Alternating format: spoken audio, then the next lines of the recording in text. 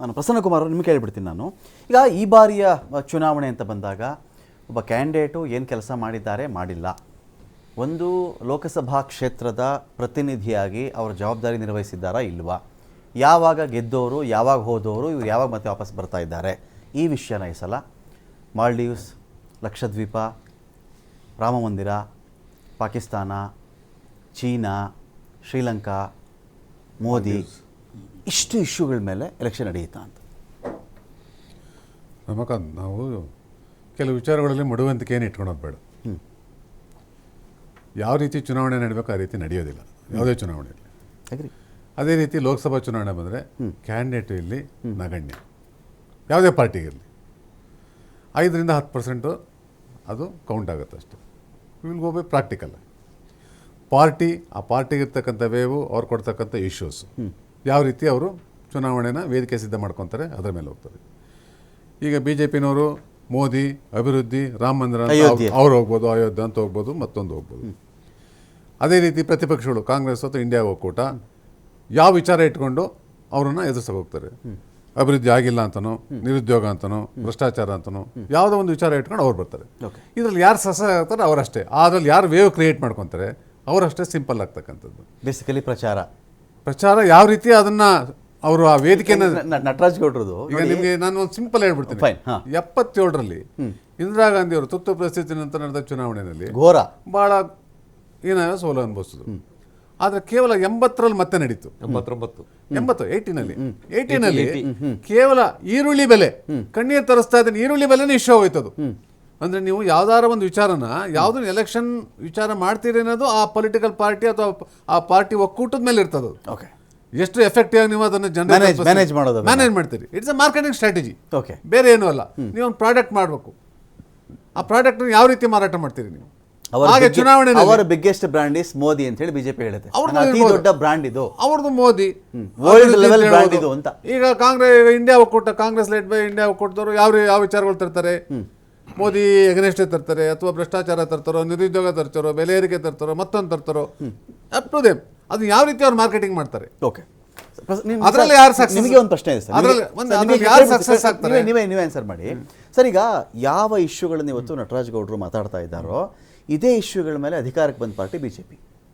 ನಿರುದ್ಯೋಗ ಅಂತ ಅವತ್ತು ಮಾತಾಡಿದ್ರು, ಬೆಲೆ ಏರಿಕೆ ಅಂತ ಮಾತಾಡಿದ್ರು, ಪೆಟ್ರೋಲ್ ಇಷ್ಟು ಜಾಸ್ತಿ ಆಗ್ಬಿಟ್ಟಿದೆ ಅಂತ ಮಾತಾಡಿದ್ರು, ಡಾಲರ್ ಎದುರುಗಡೆ ರೂಪಾಯಿ ಸಣ್ಣ ಆಗ್ತಿದೆ, ದುರ್ಬಲ ಆಗ್ತಾ ಇದೆ, ಇದು ಬರೀ ರೂಪಾಯಿ ಎಲ್ಲ ದೇಶನೇ ದುರ್ಬಲ ಆದಂಥ ಲೆಕ್ಕ ಅಂತ ಮಾತಾಡಿದ್ರು. ಕಪ್ಪು ಹಣ, ಸ್ವಿಸ್ ಬ್ಯಾಂಕು ಎಲ್ಲ ಮಾತಾಡಿದ್ರಲ್ಲ ಸರ್.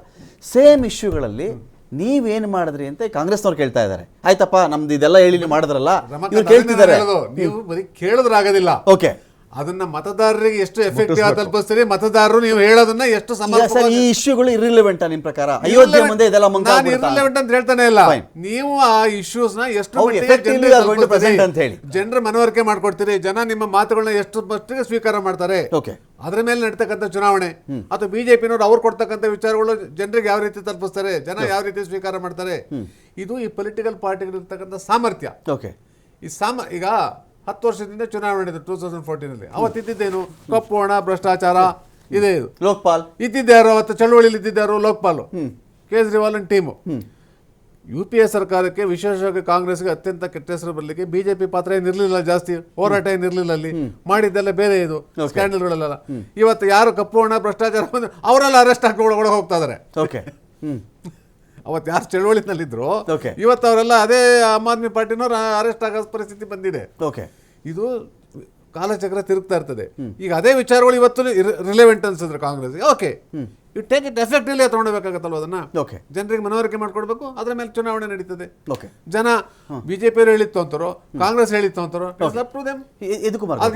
ನೀವು ಅದನ್ನ ಹೇಳ್ತೀನಿ. MP ಕ್ಯಾಂಡಿಡೇಟ್ಗಳ ವಿಚಾರದಲ್ಲಿ ಯದುಕುಮಾರ್ ಅವರೇ, MP ಕ್ಯಾಂಡಿಡೇಟ್ಗಳ ವಿಚಾರದಲ್ಲಿ 10 ವರ್ಷಗಳ ಹಿಂದೆ ನಾವೇನು ಕ್ಯಾಂಪೇನ್ ಮಾಡಿ ನಮ್ಮ ಪ್ರಣಾಳಿಕೆಯನ್ನು ಜನಗಳ ಮುಂದೆ ಇಟ್ಟು ನಾವು ಚುನಾವಣೆ ನಿಂತು ಗೆದ್ವೋ, ಇದೇ ವಿಚಾರಕ್ಕೆ ಯಾರು ಬೇಕಾದ್ರೂ ಡಿಬೇಟಿಗೆ ಬಂದ್ರಪ್ಪ, ನಾವು ರೆಡಿ ಇದ್ದೀವಿ ಎನ್ನುವ ಆಧಾರದ ಮೇಲೆ ಟಿಕೆಟನ್ನು ಕೊಟ್ಟು ಗೆಲ್ಲೋ ಸ್ಟ್ರಾಟಜಿನ ನಿಮ್ಮದು.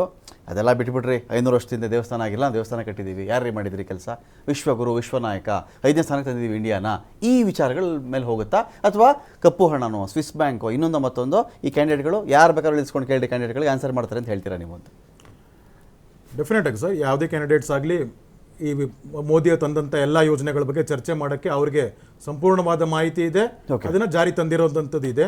ರಾಮ ಮಂದಿರ ಒಂದೇ ಇಶ್ಯೂ ಅಲ್ಲ ಸರ್, ಅದಲ್ಲಿ ದೇಶ ಕಂಡಿರುವಂತ ಆರ್ಥಿಕ ಪ್ರಗತಿ ಆಗ್ಬೋದು, ದೇಶದ ರಕ್ಷಣೆ ಆಗ್ಬೋದು, ಸುರಕ್ಷತೆ ಆಗ್ಬೋದು, ಇಂಟರ್ನ್ಯಾಷನಲ್ ಅಗ್ರಿಮೆಂಟ್ಸ್ ಆಗಿರ್ಬೋದು, ನಮ್ಮ ಒಂದು ಪರಿಸ್ಥಿತಿಗಳು ಬೇರೆ ದೇಶದ ಜೊತೆಗೆ ಸಂಬಂಧಗಳಾಗಿರ್ಬೋದು, ನಾವು ನಮ್ಮ ದೇಶದ ಪರಿಸ್ಥಿತಿ ಬೇರೆ ದೇಶದಲ್ಲಿ ಯಾವ ರೀತಿ ಇದೆ ಅನ್ನೋದಾಗ್ಬೋದು, ಇದೆಲ್ಲಾ ವಿಚಾರವಾಗೂ ಇರುತ್ತೆ. ಮತ್ತೆ ಅಭಿವೃದ್ಧಿ ವಿಚಾರವಾಗಿರುತ್ತೆ. ಅಭಿವೃದ್ಧಿ ವಿಚಾರವಾಗಿ ಅಂದಾಗ ಯಾವುದೇ ತಾರತಮ್ಯವಿಲ್ಲದೆ ಅಭಿವೃದ್ಧಿ, ಯಾವುದೇ ತುಷ್ಟೀಕರಣವಿಲ್ಲದೆ ಅಭಿವೃದ್ಧಿ, ಇದು ಹೇಳ್ತಾ ಇರುವಂತದ್ದು. ನಮ್ಮ ಮೊದಲನೇದೇ ಘೋಷವಾಕ್ಯ ಸಬ್ಕಾ ಸಾಥ್ ಸಬ್ಕಾ ವಿಕಾಸ್ ಅನ್ನುವಂಥದ್ದನ್ನೇ, ಮತ್ತೆ ಎಲ್ಲರಿಗೂ ವಿಶ್ವಾಸದಿಂದ ತಗೊಳ್ಳೋಗುವಂತದ್ದನ್ನೇ. ಇದ್ರ ಮೇಲೆ ಚುನಾವಣೆ ಆಗ್ತಿದೆ ಹೊರತು ಯಾವುದೋ ಒಂದು ರಾಮ ಮಂದಿರದ ವಿಚಾರದಿಂದ ಅಲ್ಲ. ಹೌದು, ರಾಮ ಮಂದಿರ ವಿಚಾರ ನಾವಿತ್ತು, ನಮ್ದಲ್ಲಿ ನಮ್ಮ ಪಕ್ಷ ಹುಟ್ಟಿದಾಗ್ಲಿನ ಅದು ನಾವು ಇದು ಮಾಡಿದಂಥದ್ದು. ಅದು ಸುಪ್ರೀಂ ಕೋರ್ಟ್ ನ ಆಶಯ ಇದಂತೆ ಇದಾಗಿದಂತ ಇಂಪ್ಲಿಮೆಂಟ್ ಮಾಡಿದಂಥದ್ದು, ಅದೊಂದೇ ಇಶ್ಯೂ ಅಲ್ಲ. ಇದು ಟೆಕ್ನಿಕಲ್ ಅನ್ಸುತ್ತೋ ಪ್ರಾಕ್ಟಿಕಲ್ ಅನ್ಸುತ್ತೋ ನನಗೆ ಗೊತ್ತಿಲ್ಲ, ನಿಮ್ಮನ್ನೇ ಕೇಳ್ಬಿಡ್ತೀನಿ ಅದು ಕುಮಾರ್ ಅವರೇ. ಇಷ್ಟೆಲ್ಲ ಕಾನ್ಫಿಡೆನ್ಸ್ ನಿಮ್ಮ ಪಾರ್ಟಿಗೆ ಇರಬೇಕಾದ್ರೆ, ಇಷ್ಟು ಕಾನ್ಫಿಡೆನ್ಸು 5ನೇ ಸ್ಥಾನ ಮಾಡಿದ್ವಿ, ಅದು ಮಾಡಿದ್ವಿ, ಇದು ಮಾಡಿ ಎಲ್ಲ ಹೇಳ್ತಾ ಇದ್ರಿ, ಫೈನ್, ನಿಮ್ಮ ಆರ್ಗ್ಯುಮೆಂಟು ನೀವು ಅದು ಪ್ರಸನ್ನಕ್ಕೆ ಒಳ್ಳೆ ಪಾಯಿಂಟ್ ಹೇಳಿದ್ರು. ಯಾರು ಎಷ್ಟು ಎಫೆಕ್ಟಿವ್ ಆಗಿ ಅವರ ಒಂದು ಅಜೆಂಡಾನ ಜನಗಳ ಮನಸ್ಸಿಗೆ ಮುಟ್ಟಿಸ್ತಾರೋ ಅವರೇ ಗೆಲ್ಲೋದು ಅಂತ.